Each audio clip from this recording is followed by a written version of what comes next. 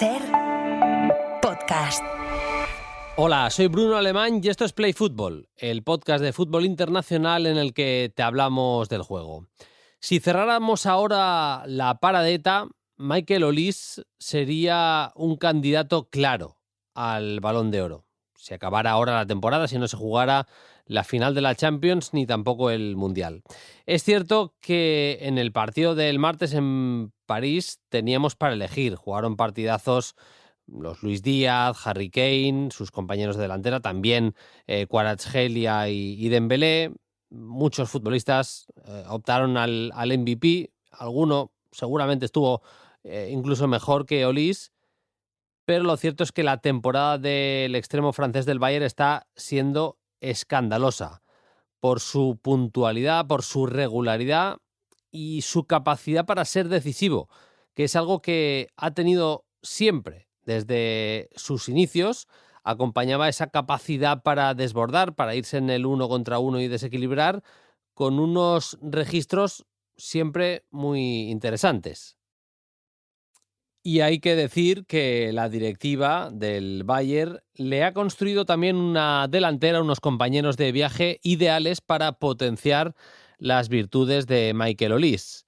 Kane fija y arrastra las marcas de los centrales y alimenta a Olise con su lectura de juego y su talento asociativo, mientras que Luis Díaz es siempre una oportunidad de pase, una oportunidad para que Michael Olise añada asistencias de gol a su haber. Siempre desmarcándose el colombiano, siempre buscando movimientos profundos, movimientos al espacio. Tener un compañero de viaje como este es un regalo para Michael Olise. Y no es casualidad que el francés sea el primer futbolista de las grandes ligas en marcar 20 goles o más y dar 20 asistencias o más. Ahora mismo los números de Transfer Market, que es verdad que suma los penaltis provocados, lo consideran como una asistencia, son 20 goles y 29 asistencias, ni más ni menos. No fue suficiente para que el Bayern ganara, ni siquiera sacara un empate en París, PSG 5, Bayern 4, y anoche el Atlético de Madrid y el Arsenal empataron a 1. Pero vamos a abrir hablando de Michael Olise y de su explosión. Vamos a recordar lo que nos contó de Michael Olise el entrenador que podemos decir prácticamente le hizo explotar como futbolista. Veljko Paunovic, que lo tuvo en el Reading, lo pasó del segundo equipo del filial al primer equipo, hizo que acabara de explotar como futbolista. Gracias a esa gran temporada le firmó el Crystal Palace por 8 millones de euros. Arrancamos el episodio especial de jueves de Play Fútbol con las previas de la UEFA Europa League, de la Conference y la resaca de la Champions.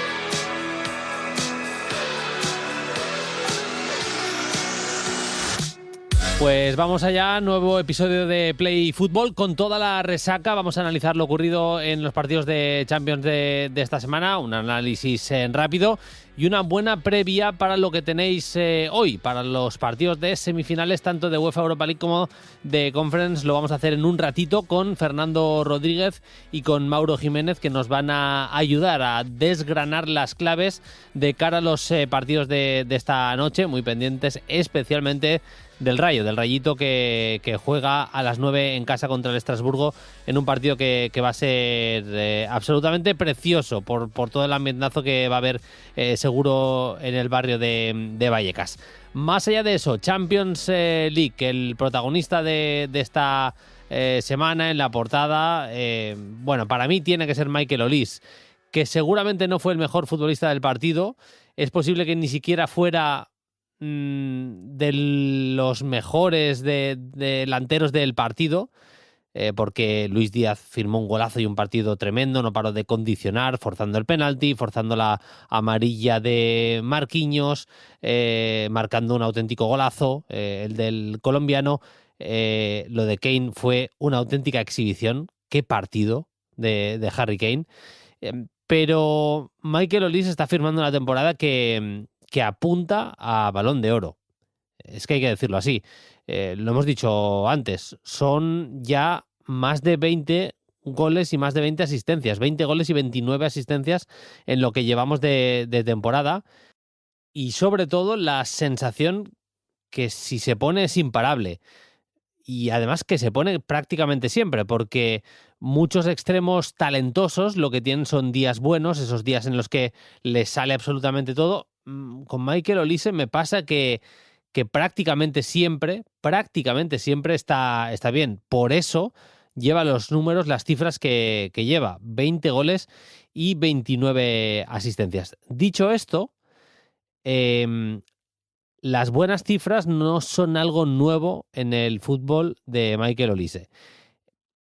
Hace un año y medio más o menos hablábamos con Veljko Paunovic cuando empezaba a dar sus primeros pasos Michael Olise en el Bayern de Múnich. Ante su buen rendimiento llamamos a Paunovic. ¿Por qué? Pues porque Paunovic fue el entrenador con el que empieza a explotar Michael Olise en el Reading.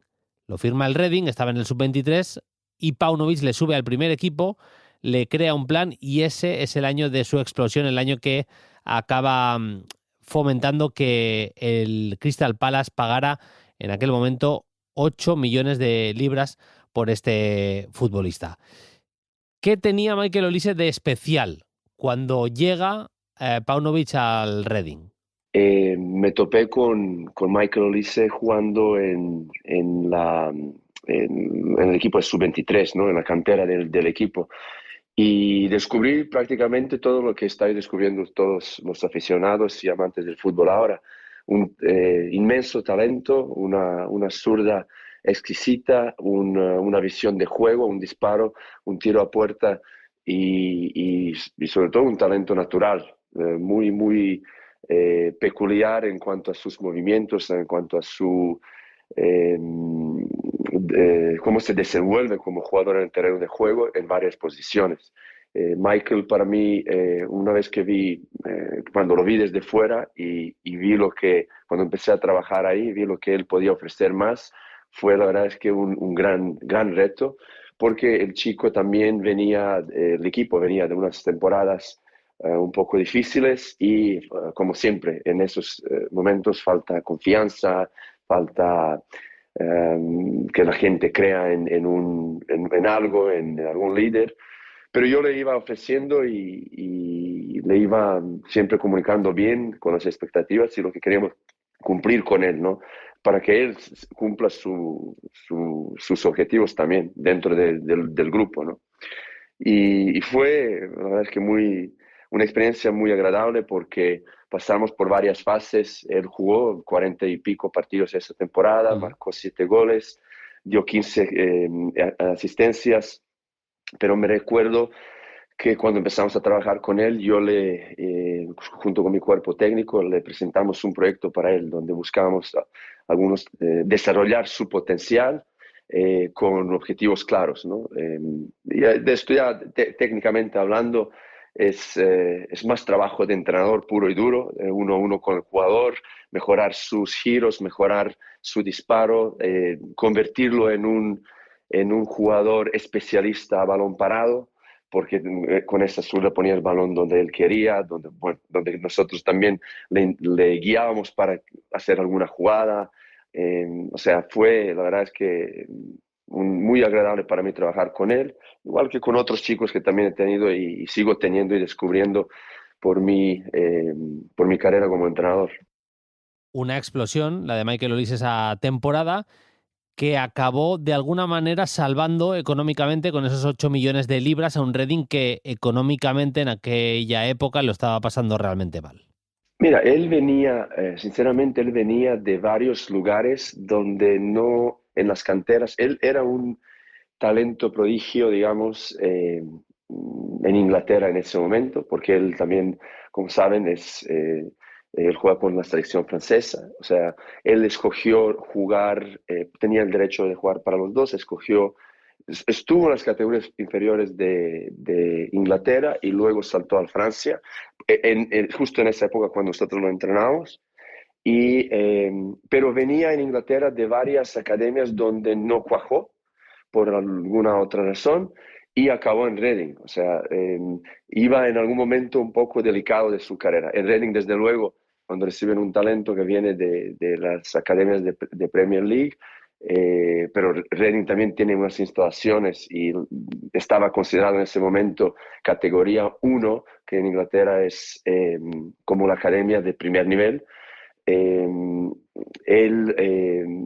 bueno, vino a Reading como el proyecto exactamente para sacar el máximo posible rendimiento y luego provecho, porque también contaré esto, el club en ese momento estaba embargado, estamos en una situación muy difícil. La primera temporada hicimos una gran campaña, pero al final de la temporada tuvimos, por el problema del club, tuvimos que dejar ir algunos jugadores. Dejar ir, me refiero, en caso de Michael Olise, era ejecutar la cláusula que Crystal Palace lo hizo, de 8 millones de libras, para un poco aliviar lo que el club estaba pasando económicamente en ese momento. Pero sí, él desde luego que era un proyecto para el club y creo que en ese aspecto cumplimos y ayudamos al club en esta temporada deportivamente y luego también económicamente. Básicamente su posición es la de extremo derecho y además bastante pegado a la cal.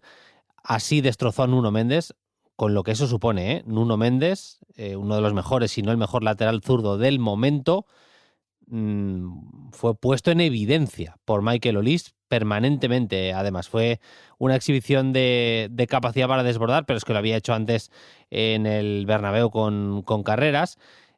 Aunque es verdad que el golazo, vaya, que marca en el Parque de los Príncipes, lo marca como si fuera un mediapunta más. Recibe en esa zona entre líneas, conduce, caracolea y acaba metiendo el zurdazo para batir a Safonov.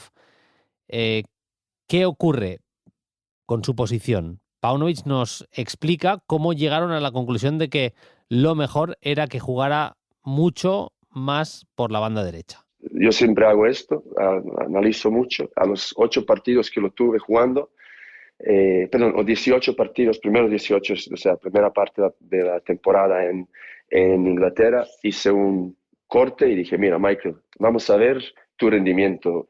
Y le enseñé que cuando arrancaba, o sea, con los datos, todo con los datos. Cuando yo jugaba en 4-2-3-1 en Reading, entonces cuando lo poníamos por la derecha, él arrancaba desde la derecha, se metía para adentro, tenía el pase de rompimiento al área, tenía tiro o tenía un cambio de orientación con el otro extremo. Y de esa manera generó más goles y más asistencias. Creo que en ese momento andaba con 3 goles y unas 7 asistencias. Después, jugando, yo lo ponía por debajo del delantero a veces, jugando desde ahí, tenía más asistencias, pero pocos goles. Y donde tenía pocas asistencias, pero pocos goles, o sea, ningún gol, pero alguna asistencia, es cuando yo lo cambiaba de banda, por alguna razón, y metía muchos centros desde ahí. Tenía asistencias, pero no tenía goles. Entonces yo dejaba, para mí, Michael, arrancas desde la derecha y si no encuentras por medio, si no encuentras el tiro, si no encuentras un pase o una pared, en el medio sigue hasta final y mete un centro o bueno, busca la jugada, ¿no? Entonces yo le hacía esa diagonal y él me rindió mucho ahí. Y en la segunda parte también mejoró el rendimiento y acabó con lo que les dije antes, ¿no? Pero él puede jugar, desarrollarse en cualquiera de estas posiciones. Cuando juega como media punta, a él le gusta también bajar como 6, que a mí no me gustaba porque ahí con 18 años que tenía se ensalzaba y quería tirar un caño enfrente de nuestra área y a veces se salía y a veces no. Y luego como los ingleses son estudiosos y trabajan muy bien, cuando hacía esto y el arbitraje permite mucho más el contacto, entonces le ponían una marca y alguien que le hacía contacto que a él no le gustaba y eso no le gustaba cuando él tenía una marca fija. Y como decía, los árbitros no te daban no te pitaban las faltas. Él muchas veces se paraba, cuando le separaban del balón, se paraba y eso llevaba a unas transiciones no deseables, ¿no? Por lo tanto, eso era la mejora que buscamos en él, para que cuando baje tenga soluciones y no arriesgue en esas, digamos, en esas fases de construcción de juego muy cerca de nuestra portería. Pero bueno, todo lo que estoy comentando es que trabajamos mucho porque él tenía mucho que ofrecer. Incluso nos contó una anécdota, Paunovic, sobre Olise y el día de su cumpleaños. Un día me encontré con Stevie Parrish, que es el director general, no sé traducirlo en español, cuál sería la función exacta o la titulación, ¿no? Pero del Crystal Palace. Y él me contó que cuando estábamos en Reading fue 20 veces a ver a Michael, y fue en la época de COVID. Y me preguntó por qué le había sentado al banco el día de su cumpleaños, el día que jugamos contra Queen's Park Rangers. Y fue justo cuando en el minuto 80 lo saqué y él marcó el gol de la victoria. Y él me dijo, ¿por qué deciste? Dije, mira, yo noté que Michael tenía que cumplir algunos procesos y el proceso se cumplió de tener que ir a la banca ese día. Digo, lo siento mucho porque fue su cumpleaños, ¿no? Y él, bueno, yo le comenté un poquito el proceso de lo que se trataba de un jugador joven cuando se estanca, ¿no? Y cuando necesita también un poco de humildad, de una lección, ¿no? Y él me dijo, lo sabía, porque llevaba 20 partidos viéndolo, y justo cuando iba a para tomar la decisión, si lo fichamos o no lo fichamos, lo pones en la banca. Digo, alguna razón tenía que ver.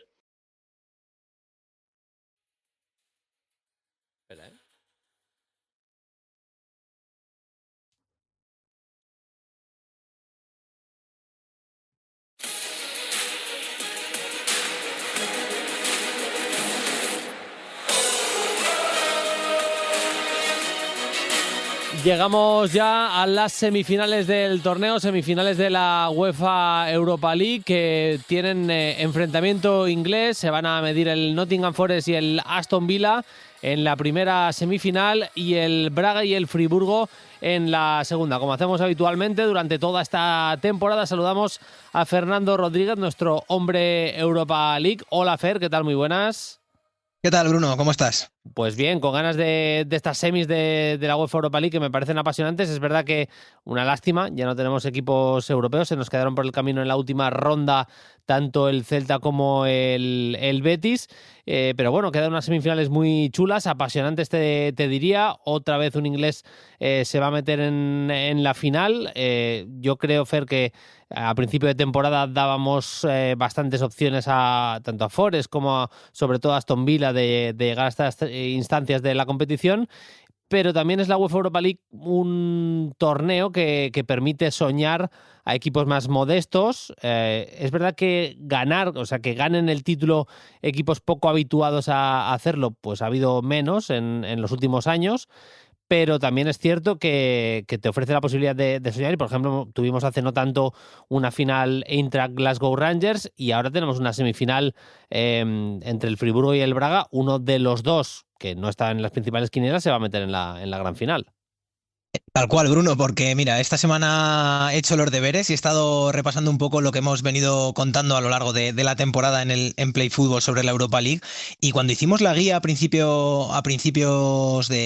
inicios de la competición, pues es cierto que tanto el Forest como el Villa eran dos de los equipos que nosotros dábamos por favoritos, digamos, dos de los equipos que por plantilla esperábamos que podían llegar a estas alturas de la temporada con opciones de ganar, estar en estas semifinales. Es cierto que hablamos de otros equipos con muchísimo caché y con pedigrí europeo. Hablamos de la Roma, hablamos del Stuttgart, incluso creo recordar que metimos al Betis, pero Braga y Friburgo son dos outsiders, te diría. O sea, yo casi ningún escenario me imaginaba encontrarme al Braga aquí. Sí es cierto que hablamos del Oporto, de Farioli, de la plantilla que tenía el Porto, y me pasa un poco lo mismo con el Friburgo. Hemos hablado mucho y muy bien del Stuttgart esta temporada, pero el Friburgo ha llegado por debajo, te diría, del radar, hasta que de repente nos lo encontramos contra el Celta, ¿no? Y vimos un equipo con un nivel que incluso puede soñar con estar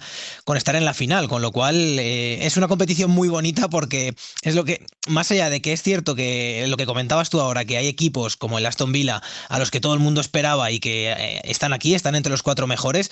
Es una competición que, si tú te la trabajas, si tú depositas tus esfuerzos en ella y crees y confías en que puedes estar en las instancias finales y que puedes ganar el título, muchas veces te ofrece la opción, y encima con los cruces como han quedado configurados, te diría que para Braga o Friburgo es un premio muy grande ya poder decir que uno de los dos va a jugar la final de la Europa League. Eso es, si te parece, profundizamos primero en esa semifinal, en ese Braga-Friburgo. Ha demostrado Carlos Vicens que su equipo, este Braga nuevo 1.0, vamos a decir, de Carlos Vicens, se mueven realmente bien en este tipo de aguas, en las eliminatorias. Especialmente le ha ido bien llegando a la final de la Copa de la Liga. Es verdad que perdiéndola contra el rival regional, el Vitoria Guimaraes, pero también haciéndolo muy bien en esta UEFA Europa League, la remontada el otro día contra el Betis, ante un Friburgo que tiene una idea de juego desde ya el anterior entrenador bastante marcada, un equipo muy vertical cuando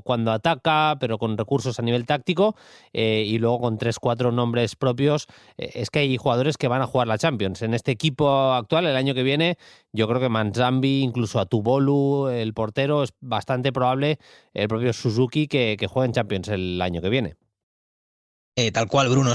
Que el oyente de Play Fútbol que nos escuchase el martes con el PSG Bayern, ahí dimos una pequeña pincelada, y para mí esta es una eliminatoria de vidas paralelas. Quiero decir, lo comentamos muy rápido y vamos a profundizar un pelín. Son dos equipos que, pese a lo inesperado, hicieron top 8 en la fase Liga. Fueron sexto y séptimo, los dos con 17 puntos, que no es fácil alcanzar 17 puntos en este tipo de competición.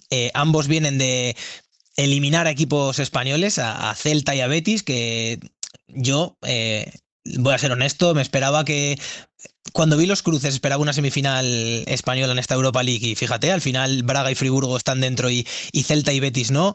Y además creo que ya ambos equipos son conscientes de lo que tienen por delante, porque es cierto que en Liga este fin de semana ambos se han dejado ir. El Braga se dejó puntos con el Santa Clara, perdió 2-1. El Friburgo fue goleado en el Signal Iduna Park por el Borussia Dortmund. Y más allá de eso, es muy curioso también porque mirando datos, por ejemplo, Friburgo juraría que son las primeras semifinales europeas que juega en su historia. Sí lo ha hecho el Braga una única vez, que fue la final que jugó en la temporada que jugó la final con el Porto, que juraría que gana esa temporada la gana evidentemente el Porto con un gol de Freddy Guarín. Juraría que he tirado de memoria, igual me he tirado un triple y luego nos van a corregir, pero juraría que es gol de Guarín. Y son dos equipos que no están acostumbrados a llegar aquí, pero que ambos han demostrado y han dado muestras de personalidad y de tener capacidad para hacerlo. A mí la muestra, lo comentabas tú, la muestra de personalidad del equipo de Vicens en la Cartuja contra el Betis, cuando la eliminatoria parece que se le va a complicar, de repente es capaz de darle la vuelta y de sostener un resultado. Es cierto que ya el Betis se sale un poco, mucho nerviosismo, en la Cartuja también había muchísima gente, creo que estaba prácticamente llena, si no estaba llena, y se enrareció un poco el ambiente.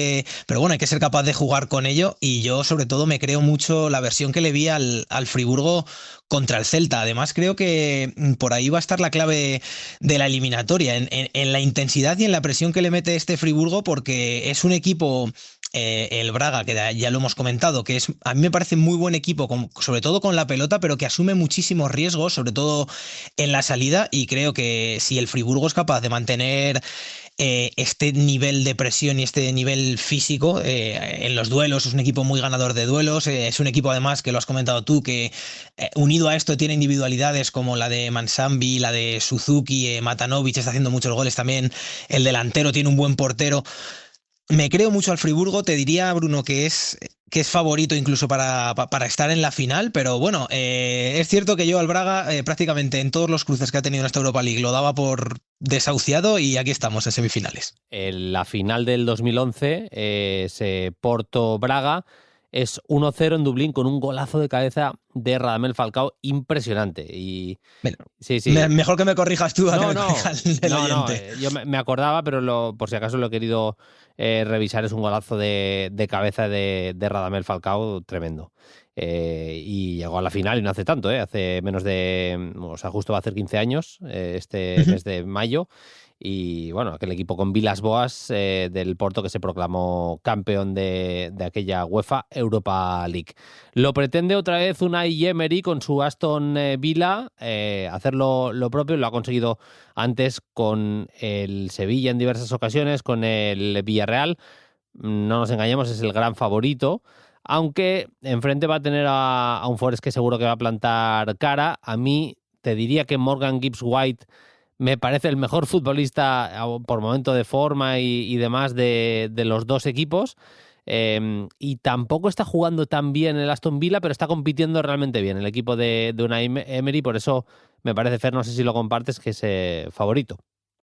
Sí, para mí el equipo, creo que el factor Emery aquí decanta un poco la eliminatoria. Ha sido campeón 4 veces Unai de la Europa League, pero esta eliminatoria, Bruno, a mí es que me gusta mucho. Es que es un duelo de campeones de Europa realmente. O sea, el Forest es cierto que las gana hace mucho tiempo con Brian Clough, también el Aston Villa que la gana en 1982 la Champions, bueno, la Liga de Campeones por aquel entonces.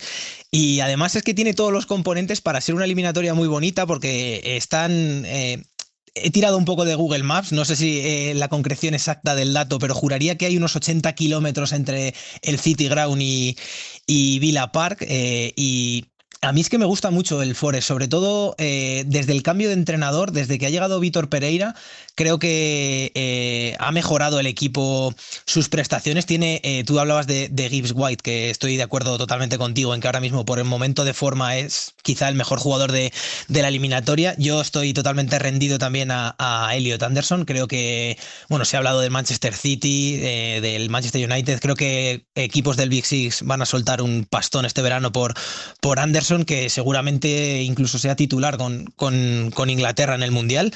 Y creo que además ha conseguido Pereira en las últimas jornadas puntuar en Premier, Bruno. Creo que ha alejado un pelín el fantasma del descenso. Parece que ya se lo van a jugar entre Tottenham y West Ham el descenso a Championship. Y creo que de repente se ha convertido en un equipo peligrosísimo este Forest, porque ya una vez has, digamos, alejado la posibilidad de bajar a segunda división, es que si pasas esta eliminatoria hay una plaza Champions en juego. Es que puedes convertir una temporada en la que tú has estado un gris, evidentemente creo que por plantilla este Forest no está para pelear el descenso, y la puede convertir en una temporada en la que gane un título europeo muchísimos años después y encima juegue la Champions. El tema es que enfrente tiene un equipo Champions, tiene el Aston Villa que en las últimas semanas, incluso te diría meses, creo que se ha encontrado ya con una versión bastante buena de Ollie Watkins, que viene un poco de menos a más el delantero inglés. Y además creo que hay un factor muy importante a favor del Villa, Bruno, en esta eliminatoria, y es que la vuelta la juega en casa el Aston Villa, se juega en Villa Park, porque por ejemplo, mirando el precedente, en la Premier hace unas semanas no fue capaz de ganar el equipo de Emery al Forest en el City Ground, pero es que creo que si necesita el Aston Villa un ambiente un poco, digamos, de infierno, entiéndeme lo que te quiero decir, creo que lo va a tener en Villa Park, y creo que ya también con la quinta plaza de Champions asegurada en la Premier, creo que el Villa no va a sufrir por ahí para mantener esa plaza, y creo que la opción de que Unai... Me parece muy raro que se le escape la final, e incluso te diría que se le escape su quinta Europa League. La verdad es que lo tiene todo para esta eliminatoria. Me parece muy muy bonita, porque es que creo que es un equipo que no tiene nada que perder, como es el Forest, con un equipo que desde el día 1 era el principal favorito a llevarse la Europa League, y que además es un equipo trabajadísimo, que lo comentabas tú ahora, esté más brillante o menos brillante, sabes que va a tener una versión competitiva en los 180 minutos de la eliminatoria. Pues veremos qué es lo que ocurre. Grandes grandes semifinales entre Nottingham Forest y Aston Villa y la que van a disputar el Braga y el Friburgo. La semana que viene más. Gracias, Fer, un abrazo. Chao, Bruno, abrazo grande. Y mirada también a las semifinales de la UEFA Europa League. Tenemos al Rayito buscando seguir haciendo historia con ese Rayo Estrasburgo. Todas las semifinales, tanto de Europa League como de Conference, son esta noche, jueves 30 de abril, a las 9 de la noche. También un Shakhtar Donetsk Crystal Palace. Lo vamos a comentar como estamos haciendo esta temporada con Mauro Jiménez, que ya me escucha. Hola, Mauro, ¿qué tal? Muy buenas. Hola Bruno, ¿qué tal? ¿Todo bien? Todo bien, no tanto como Íñigo Pérez y sus secuaces, que Mauro están buscando, lo dicho, seguir haciendo historia. Va a ser un partido, el de esta noche en Vallecas, te diría histórico y con unos tintes a nivel de sentimientos en el barrio de Vallecas tremendos, ¿eh? Sí, la verdad que es un partido para el recuerdo, ¿no, Bruno? De estos que ya quedan, pasen los años que pasen, ya quedan en la retina, ¿no? De los aficionados que vayan a Vallecas y, bueno, también de todos los espectadores y al fin y al cabo el Rayo está escribiendo su historia, es una historia muy bonita, en la que Íñigo Pérez es el gran protagonista y con muchas ganas de ver qué hacen, porque la verdad que su actuación en conferencia está siendo muy buena y sobre todo en casa están dando mucha guerra y es un equipo que con ese protagonismo, ¿no? Y ese estilo característico de Íñigo Pérez está consiguiendo llevar el gran reto de la conferencia a niveles muy, muy grandes. Sí, además con momentos de todo tipo. Por ejemplo, supieron sufrir en Grecia contra el AEK y al final lo acaban sacando adelante. Momentos más brillantes también en la competición. Y bueno, les llega ese partido contra el Estrasburgo. Llega con bajas importantes el equipo francés, Sí. más allá de la que ya sabíamos de Panicelli, que yo creo pueden condicionar un poco, Mauro, la eliminatoria, ¿eh? Sí, la verdad que sí, porque curiosamente, Bruno, faltan los argentinos, que son muy importantes. Yo creo que por el peso, sobre todo de Panicelli y del Colo Barco, que por sanción se perderá este partido, además de que parece que está tocado, y luego Aaron Anselmino, que desde su llegada aquí al Estrasburgo apenas ha podido tocar césped, y es una pena porque es un central que tiene mucha proyección. Entonces son bajas importantes, además está un poco la duda de Guela Doué, que bueno, pues veremos a ver si puede ser de la partida o no. Está siendo sobre todo muy importante en ese carril derecho en Conference y yo destacaría sobre todo esa baja del Colo, Bruno, porque el Colo Barco es el que da sentido al juego del Estrasburgo, un Estrasburgo que siempre busca tener mucho dominio con balón, hacer circular las jugadas, ese fútbol no atractivo también y que yo creo que es muy protagonista y Colo Barco es el catalizador de todo ese juego y perderlo para ellos es una gran baja, no solo porque es un jugador que me parece que ya tiene un nivel más alto de la plantilla, sino que tampoco tiene Un digamos, un recambio, ¿no? sustituto Eso claro, es. exactamente, que dé el nivel y lo nota mucho el Estrasburgo su ausencia. Yo creo que si pudiese elegir Gary O'Neill un jugador que no perdiese ninguno de los partidos que le queda hasta final de la temporada, yo creo que elegiría al Colo Barco, sinceramente. Sí, sí. En el Rayito, tintes de que puede ser último partido europeo, bueno, va a serlo, vaya, de Íñigo como entrenador, también bajas importantes, pero bueno, Sí. yo creo que es un partido, lo táctico va a ser muy importante, pero es un poco lo que apuntabas tú, lo sentimental, la piel, en ese sentido va a ser un partido bestial, que va a haber tantísimas emociones que va a haber que manejarlas, casi te diría que manejar esas emociones, no tirar demasiado de excitación, no tirar demasiado de emotividad y tener la cabeza un poco fría, puede acabar siendo fundamental, ¿eh? Exactamente, yo creo que siempre nos centramos, ¿no, Bruno, en lo táctico, en mirar a lo mejor cómo van a jugar, el esquema, el sistema, pero muchas veces estos partidos también ese componente sentimental juega un valor incluso aún más fuerte, porque son dos equipos que tienen proyectos muy interesantes, que tienen una gran ilusión y sobre todo por la parte del Rayo es que la oportunidad yo creo que de la vida de muchos de los jugadores que hay en plantilla. Muchos de ellos seguramente piensen que no van a volver a poder estar en una final europea, también esa parte de que a lo mejor estamos ante los últimos partidos de Íñigo Pérez y todo eso tiene que jugarlo el Rayo a su favor y no en contra y yo creo que con Vallecas de su lado en este primer partido puede ser muy interesante. Quería comentarte, Bruno, que Sí. las bajas del Rayo también son muy importantes, ¿eh? porque yo creo que pierde al que yo llamo como el hombre de las grandes noches, ¿no? En el Rayo, Álvaro García, que es un jugador que siempre aparece en ese momento donde se necesitan galones, donde se necesita experiencia y siempre sale en la foto como el héroe. Y luego la de Luis Felipe, que a mí me parece que está teniendo un rendimiento excepcional, sobre todo en Conference, parando ya a varios delanteros de los más importantes de la categoría. Lo hizo con Marius Movandismatgi, lo hizo con Luka Jovic y con Barnabas Varga, más en la ida que en la vuelta, eso sí. Y yo creo que es una baja muy importante también porque se está entendiendo muy bien con Leyen, y a mí Nobel Mendy me ha dejado muy frío. Sí es verdad que ha tenido partidos buenos, pero veremos a ver qué Nobel Mendy nos encontramos.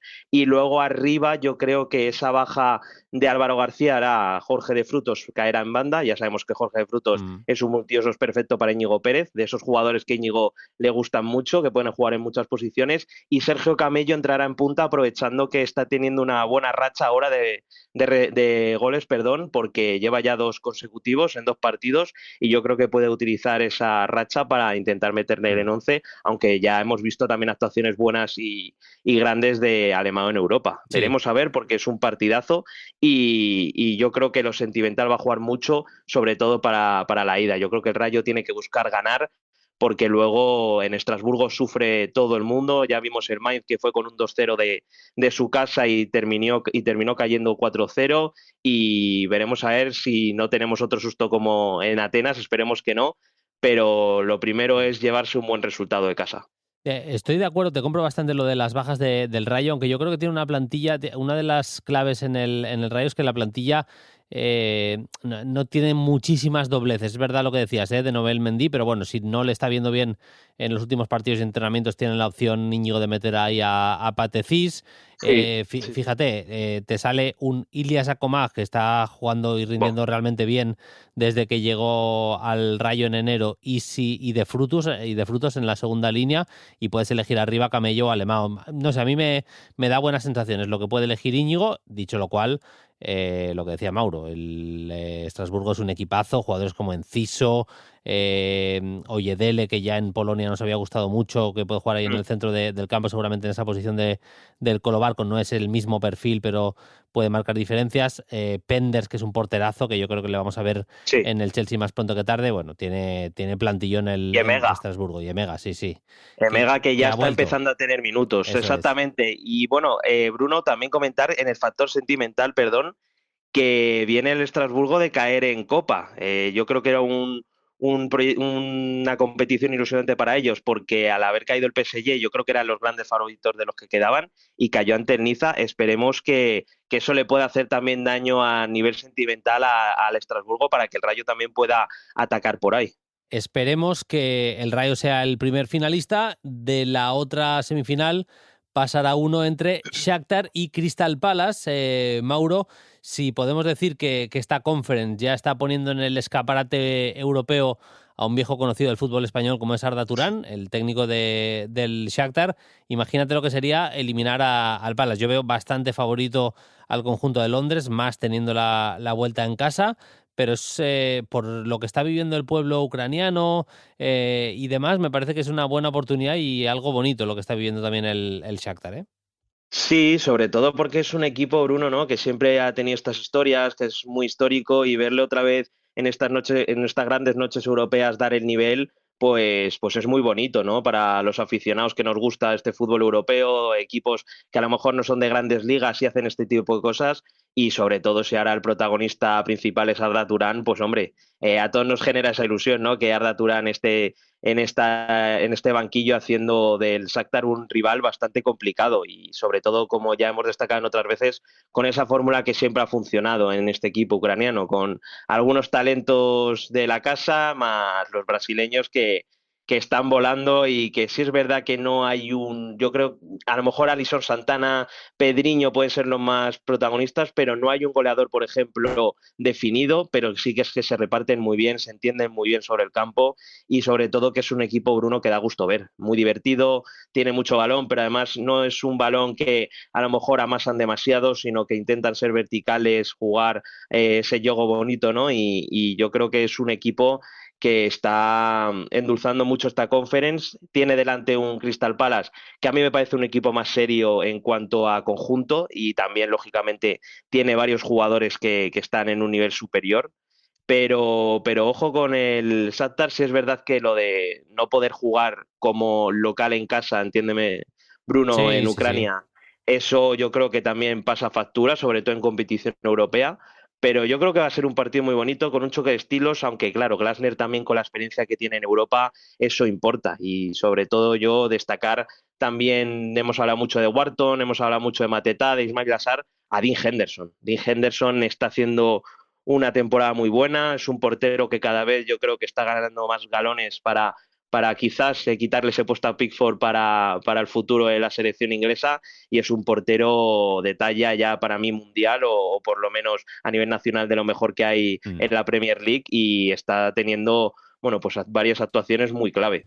Ya fue clave en la final de la FA Cup el año pasado contra el Manchester City, que permitió precisamente al Palace estar en Europa esta temporada y está firmando un temporadón.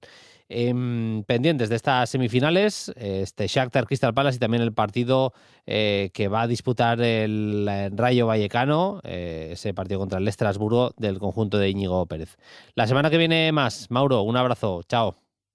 Un abrazo fuerte. Esperemos que el Rayo, como siempre decimos, ¿no?, siga dando ese protagonismo y que Íñigo Pérez siga escalando posiciones en esta Conference League. Así que nos vemos, Bruno.